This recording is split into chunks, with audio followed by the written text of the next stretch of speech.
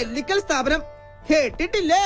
നൂറ്റാണ്ടുകളുടെ പാരമ്പര്യമുണ്ട് ഈ നെല്ലിക്കൽ സ്ഥാപനത്തിന്. അന്ന് തുടങ്ങിയ ബിസിനസ്സാ. ഇന്നിപ്പോ മിന്നു ഗ്രൂപ്പിന്റെ കീഴിലില്ലാത്ത ബിസിനസ്സുകളില്ല. ഡ്രൈവറെ ആവശ്യമുണ്ടെന്ന് അറിഞ്ഞിട്ട് വന്നതാണല്ലേ? പക്ഷെ നോക്കിയിട്ട് തന്റെ കാര്യം പോക്കാം. ഇവിടെ നല്ല തുമ്പപ്പൂ പോലെ വെളുത്ത ആളുകൾക്ക് മാത്രമേ ജോലി കൊടുക്കൂ. കാരണം എന്താ, ഈ നെല്ലിക്കൽ കുടുംബം രാജവംശത്തിൽ പെട്ടതാണേ. അത് തന്നെ പോലുള്ള നീഗ്രോകളുടെ രാജവംശം അല്ല. വെളുത്തിരിക്കണം, ഇല്ലെങ്കിലേ വെളുപ്പിച്ചിരിക്കണം. മിനിമം ഇത്രയെങ്കിലും.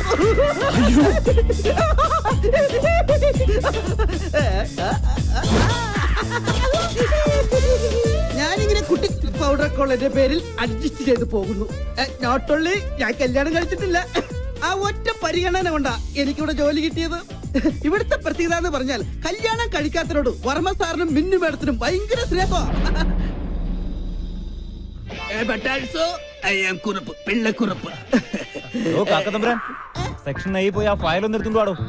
കാക്കത്തമ്പുരാൻ നിന്റെ അപ്പൻ അസുഖാൽക്കാൾ സ്നേഹം കൊണ്ടോൾ ഇങ്ങനെയും വിളിക്കും.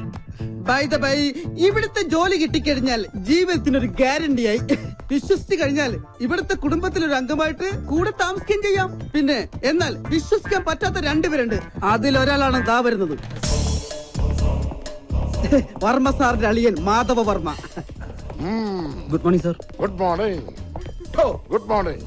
ഇംഗ്ലണ്ട് സിദ്ധാബാദ്. ഇതേതാ നിന്നെക്കാൾ വലിയ വെലിക്കാക്ക? വെലിക്കാക്ക സാറിന്റെ അച്ഛൻ.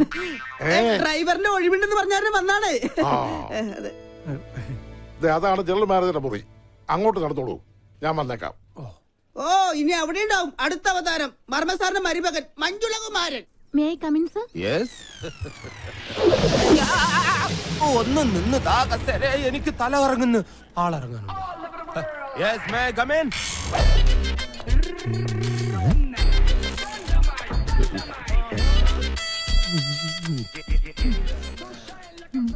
Sir, മുഖത്തേക്ക് നോക്ക്. ഈ ശരീരത്തിന് മുകളിൽ ഒരു തലയും ഉണ്ടായിരുന്നു. അത് ശരി. അതെ, കുട്ടി ഇവിടെ ജോലിക്ക് വന്നാണോ അതോ ക്യാബറ ഡാൻസിന് വന്നാണോ? ലുക്ക്, ഇമാതിരി ഡ്രസ് ഇട്ടുകൊണ്ട് ഓഫീസിൽ വന്നാൽ മറ്റുള്ളവരുടെ കൺട്രോൾ പോകും. എന്നെ പോലെ മറ്റുള്ളവർക്ക് അടക്കി പിടിച്ച് നിയന്ത്രിക്കാൻ പറ്റിയെന്ന് വരില്ല. കുട്ടിക്കറിയോ, കേരളത്തിലെ ഒട്ടുമിക്ക പുരുഷന്മാരും ഒരു പ്രഷർ കുക്കർ പോലെയാണ്. ഇമാതിരി കോലങ്ങൾ കണ്ടാൽ ആ പ്രഷർ കുക്കറിന്റെ സമ്മർദ്ദം മൂത്ത് മൂത്ത് മൂത്ത് അവസാനം നീരാവിയോട് കൂടി ഒരു വിസിലിംഗ് വരും. ആ വിസിലിങ്ങിനെയാണ് കുട്ടി സ്ത്രീ പീഡനം എന്ന് പറയുന്നത്. അതുകൊണ്ട് കാര്യമായിട്ട് സാറ് പറയുകയാണ്, മേലിൽ ഇമാതിരി ഡ്രസ് ഇട്ടുകൊണ്ട് വന്ന് മറ്റുള്ളവരുടെ സേഫ്റ്റി വാൽവ് തകർക്കരുത്. Please go get out.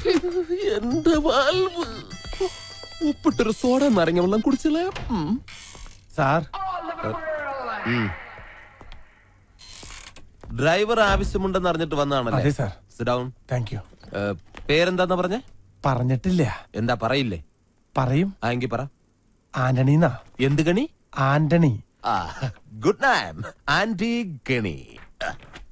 ശ്രദ്ധിക്കാം, സാധാരണ ഇന്റർവ്യൂ ചെയ്യുന്ന ആൾക്കാരെ പോലെ അല്ല മഞ്ജുളൻ ഇന്റർവ്യൂ ചെയ്യുന്നത്. ഈസി ക്വസ്റ്റ്യൻസ് മഞ്ജുളന്റെ നിഘണ്ടുവിലേ ഇല്ല. ബുദ്ധി കൊണ്ട് മാത്രം ഉത്തരം പറയണം. ക്വസ്റ്റ്യൻ നമ്പർ 1 ആലോചിച്ചിട്ട് പറഞ്ഞാൽ മതി. കാള കിടക്കും കയറോട്. എന്ത് അറിയില്ല? പരമകഷ്ടം. ക്വസ്റ്റ്യൻ നമ്പർ 2 മുറ്റത്തെ ചെപ്പിന് അടപ്പില്ല. എന്താണ്? പെട്ടെന്ന് പറ. അറിയില്ല? കഷ്ടം. എന്നാൽ നിങ്ങൾക്ക് പറയാൻ എളുപ്പത്തിന് ഇതിനേക്കാൾ വെറും ഈസി ക്വസ്റ്റ്യൻ ചോദിക്കാം. സൈക്കിൾ വട്ടത്തിൽ ചവിട്ടുമ്പോൾ നീളത്തിൽ പോകുന്നത് എന്തുകൊണ്ട്? അതും അറിയില്ല? ഇരിക്കടോ. പിന്നെ എന്തിനാ നിങ്ങൾ ഡ്രൈവർ പണിക്കെന്നും പറഞ്ഞുകൊണ്ട് ഇവിടെ ഓടി വന്നത്? ശരി, അവസാനമായിട്ട് ഞാൻ ഒരു ചോദ്യം കൂടി ചോദിക്കും. അതിനെങ്കിലും ഉത്തരം പറഞ്ഞാൽ നാളെ മുതൽ നിങ്ങൾക്ക് ഡ്രൈവർ പണി ചെയ്യാം. ക്വസ്റ്റ്യൻ ആലോചിച്ച് മാത്രം ഉത്തരം പറയുക. കിക്കിലിക്കും കിളികിൽക്കും ഉത്തരത്തിൽ ചത്തിരിക്കും. Correct answer. ഇവനൊന്നുമല്ല ഇവിടുത്തെ കാര്യങ്ങൾ തീരുമാനിക്കുന്നത്, മിന്നുമോളാ. മിന്നുമോള് പല പ്രാവശ്യം ഇവനോട് പറഞ്ഞിട്ടുള്ളതാ ഈ കസേര കയറി ഇരിക്കരുതെന്ന്. ഞാനൊന്ന് വിളിക്കട്ടെ? ഞാൻ പറഞ്ഞാൽ അവൾ എത്രത്തൊന്നും പറയില്ല. കാരണം നാളെ അവൾ എന്റെ മകന്റെ ഭാര്യയായിട്ടതാ. അതിനു മുമ്പ് ഞങ്ങൾ ഒളിച്ചോടി.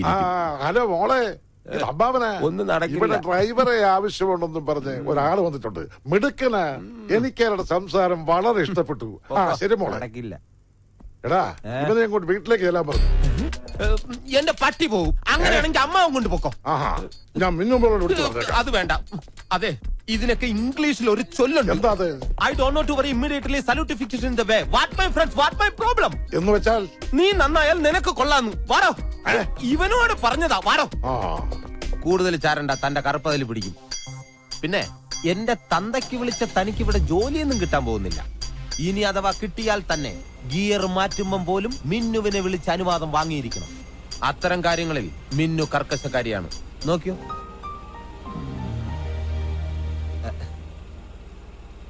ഹലോ മിന്നുമോളെ, മഞ്ജുലേട്ടൻ ഗിയർ മാറ്റട്ടെ?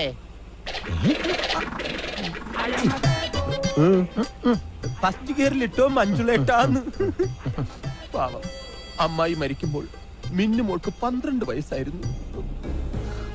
അന്നാണ് അവളുടെ ജീവിതത്തിൽ അത് സംഭവിച്ചത്. എന്ത് ദുരന്തം, ഐ മീൻ ട്രാജഡി. കളിച്ച് ചിരിച്ച് പ്രണയിച്ച് SMS അയച്ച് ആടിപ്പാടി നടക്കേണ്ട പ്രായത്തിൽ, അതായത് വെറും 12ാമത്തെ വയസ്സ്, പാവ മിന്നുമോള് പെട്ടെന്ന് പ്രായപൂർത്തിയായി. ഐ മീൻ പക്വതയ്ക്ക് അഡിക്റ്റായി പോയി.